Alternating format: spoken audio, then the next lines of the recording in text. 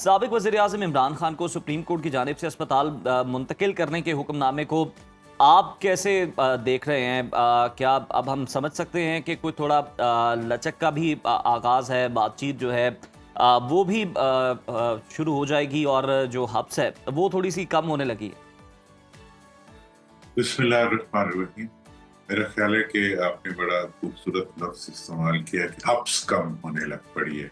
जी। तो ये फैसला जो है इस लिहाज से बहुत खुशाइंद है कि हुँ, इसकी वजह से कौम के अंदर जो एक मायूसी और एक हुँ, मतलब एक कैसे डिस्गस्ट की जो कंडीशन पैदा हो चुकी थी, उसमें फ़र्क आया है। स्टेटस को थोड़ा मतलब टूटा है। तो इस चीज़ की तो बहुत ही और अदालत से एक ही तवक्को होती है और ये हर हुँ, अदालती निज़ाम की यही बका की वजह भी है कि लोग उस पे इत्मीनान करते हैं। इत्मीनान हुँ, अदालत से तभी होता है जब अदालत नेचुरल जस्टिस करती है, वो इंसाफ करती है जो आम आदमी को भी महसूस हो। वो इंसाफ जो कि आम आदमी को लगे कि उसकी सुनवाई हो।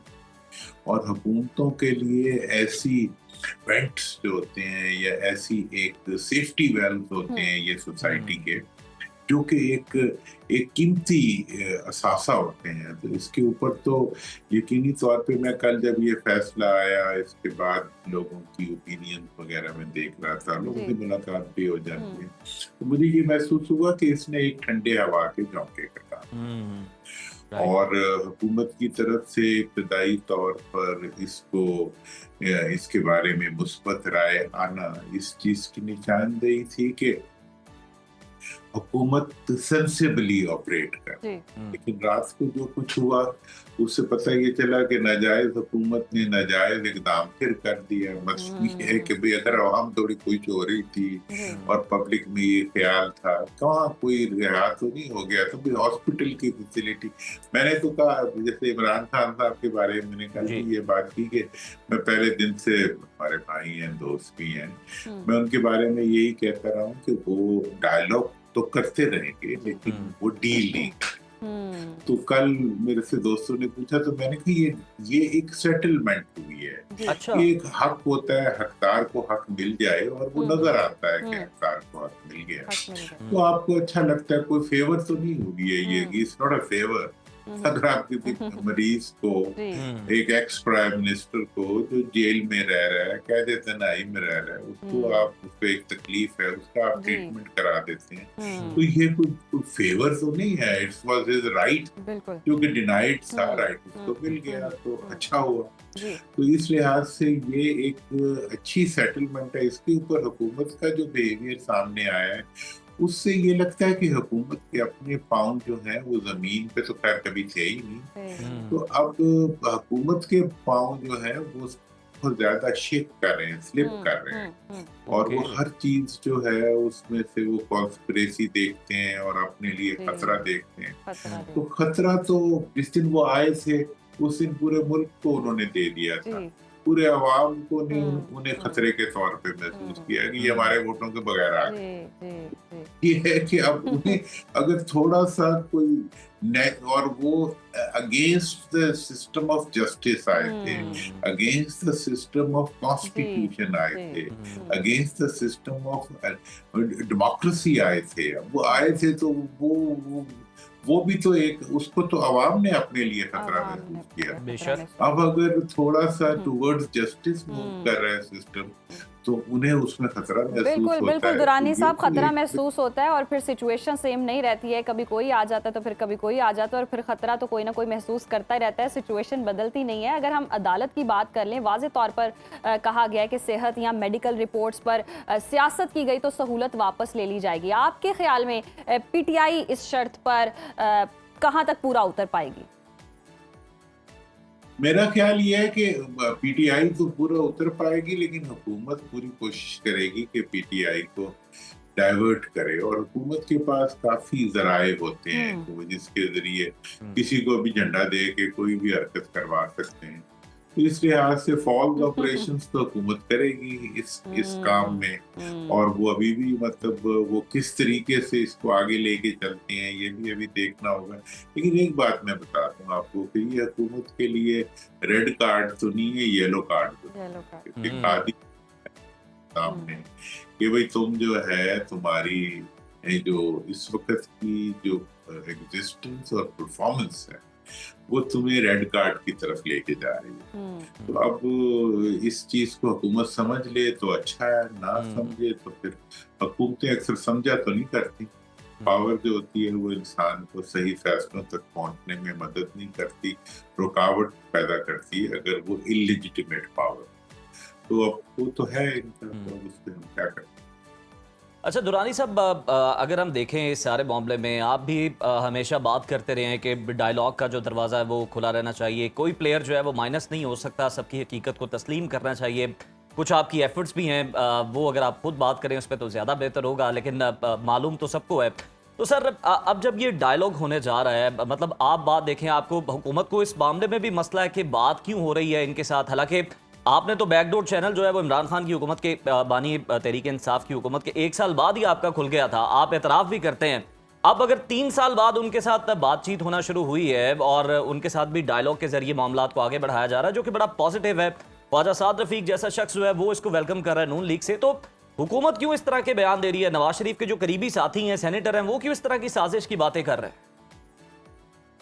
बहुत देखें, बात यह है कि मेरे लिए तो ये इबादत है कि आप मुल्क के अंदर जो एक टकराव की कैफियत हो उसको कम करने के लिए अपने जितने भी आपके पास रिसोर्सेज हों, इंटेलेक्चुअल रिसोर्सेज हो, ताल्लुकात हों, आप उन सबको इस पर्पस के लिए यूज करते हैं कि मुल्क में से स्ट्रेसेस कम, मुल्क में इंसाफ आए। तो हमने तो जो कुछ भी किया इसी पर्पस से किया और मुसलसल किया। आपको पता है कि मैंने 2.5 साल में एक दिन भी अपना मौक़िफ़ तब्दील नहीं किया कि मतलब इमरान खान के बारे में मैंने हमेशा कहा है कि वो डायलॉग तो करेगा लेकिन डील नहीं करेगा। Not ask for deal, not deal.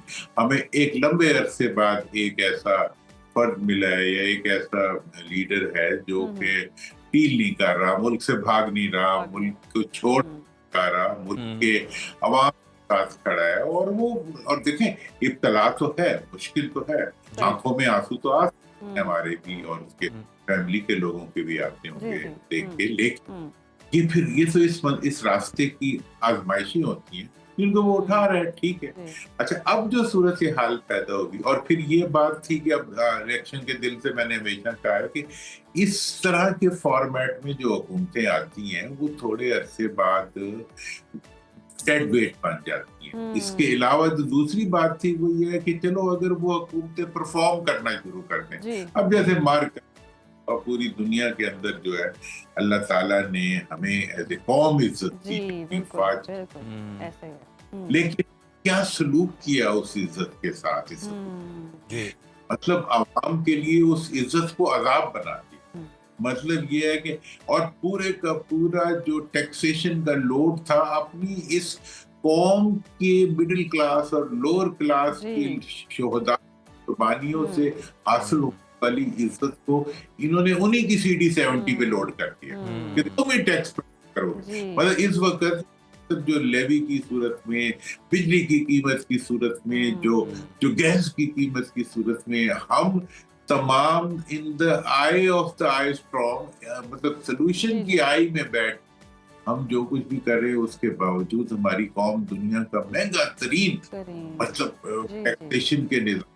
Durrani साहब, आप सही कह रहे हैं, रात को भी पेट्रोल की कीमतें जो हैं वो बढ़ा दी गई हैं। ऐसा नहीं हो सकता कि एक घर है तो उसके बाहर से आप पेंट कर दें, बड़ा ज़बरदस्त चकाचौंध कर दें, अंदर एंटर हो तो कालीन फटे हुए हैं, सोफे जो हैं, फर्नीचर जो है वो टूटा हुआ है, तो अंदरूनी हालत जो है उसे भी बेहतर करना पड़ेगा। लेकिन अगर हम देखें सर, ये जो मामला है खालिसतन, आपने भी कहा कि ये कोई बहुत बड़ी फेवर नहीं है या फेवर ही नहीं है, ये तो बल्कि एक इंसानी हुकूक है और बुनियादी हुकूक हैं किसी भी इंसान के, कैदी के।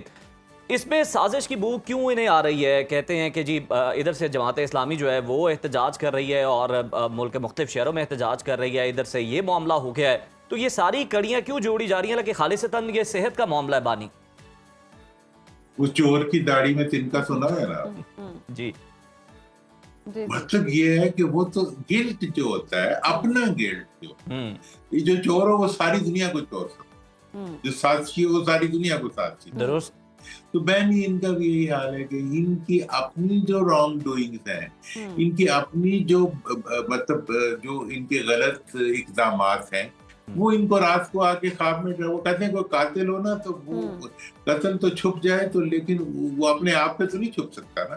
तो इसी तरह इन्होंने जो कौम की उम्मीदों का और कौम के वोटों का जो कत्लेआम किया हुआ है, वो इन्हें रात को सोने तो देता होगा। ये तो बड़े पुराने खिलाड़ी हैं, लेकिन उसके बावजूद कभी कभी तो दुरानी उन्हें साहब, डराता बिल्कुल तो आपने दुरुस्त फरमाया, लास्टली बताएगा, इसमें कोई बैद नहीं है जो भी आपने नक्शा खींचा, लेकिन इस सारी सूरत हाल के बावजूद भी हम देख रहे हैं जैसे पीटीआई ने अगर एहतजाज की कॉल दी है, तो जिस तरह से आप भी कह रहे हैं कि मरीज का हक है, ट्रीटमेंट उसका हक था, वो मिलना चाहिए था, लेकिन ऐसे में एहतजाज की कॉल देना, क्या एहतजाज इतना कोई असर रखता है? एहतजाज से कुछ तब्दीली हो सकती है? देखिए, मैंने तो जब इन्होंने एहतजाज रखा था, मैंने उस वक्त भी यही बात की थी कि इस वक्त जो पीटीआई ने अब तक जो ये लंबा अरसा इन्हें लीज ऑफ लाइफ मिली है हुकूमत को, वो इसी किस्म के गैर सियासी इक़दामात की वजह से मिली है जो पीटीआई की क़यादत ने किए कि टकराओ भाई नहीं, आप कानून से निकल के, इदारों से टकरा के आप सियासी जो मकासद होते हैं उनको हासिल नहीं कर सकते। सियासी मकासद को हासिल करने का जद्दोजहद होती है। अब जिसकी तरह अगर ये उस तरफ आ जाएंगे तो हाथ कंगन को आदमी क्या पूरी कौम तो इनके साथ दुरानी साहब, बिल्कुल अब वो लगता है कि शायद 27 सितंबर वाला मामला जो है वो भी खत्म हो जाए, एहतजाज ना किया जाए तहरीक इंसाफ की जानिब से, क्योंकि एक बहुत बड़ा हक जो है वो मिल गया है। सर, जाते जाते दुरानी साहब ज़रा ये भी बता दें कि कौन सी मॉरल ग्राउंड्स हैं कि आज़म नज़ीर तारड़ साहब वफाकी वज़ीर कानून ये कह रहे हैं कि जी अगर हर कैदी का जो है प्राइवेट अस्पताल में इलाज करवाया जाएगा तो फिर ये तो बड़ा गलत ट्रेंड जो है वो सेट हो जाएगा, इस तरह नहीं होना चाहिए, सरकारी हॉस्पिटल में इलाज होना चाहिए। यहाँ तो बैरून मुल्क इलाज की भी मिसालें मौजूद हैं, और फिर वापसी का भी कोई अता पता नहीं था, अपनी मर्जी से वापसी होती है। बस तारड़ साहब तो हमारे भाई हैं, इंटेलेक्चुअल आदमी हैं, वकील हैं, वो तो हर एक के वकील बन सकते हैं, लेकिन उनसे मैं एक ही सवाल करूंगा, लंदन में कौन सा सरकारी हॉस्पिटल जी जहाँ पे मियां साहब का ट्रीटमेंट हुआ? बस कर देना, मतलब कोई हद होती है, लिमिट होती है, कोई मतलब जिसे कहते हैं कि अपने अपने ज़मीर को थोड़ा सा तो जिंदा रखना चाहिए ना, कि आप जब बात करें तो उसके अंदर कहीं कोई नेचुरल जस्टिस की झलक होनी चाहिए। तो ये तो लगता है वो दिल सया होने वाला केस है।